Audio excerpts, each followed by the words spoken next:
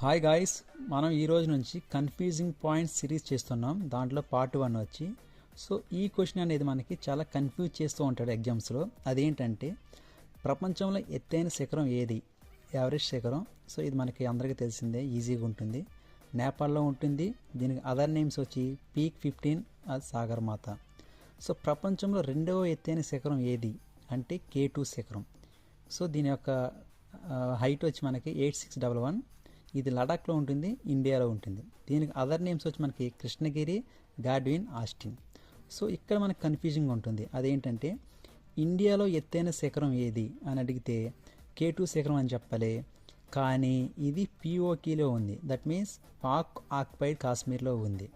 So అలా కాకుండా question మనకి పూర్తి భారత భూభాగంలో గల ఎత్తైన శిఖరం ఏది అని అడిగితే కాంచన్జంగా అని చెప్పాలి, లేదా కాంచన్గంగా అని చెప్పాలి.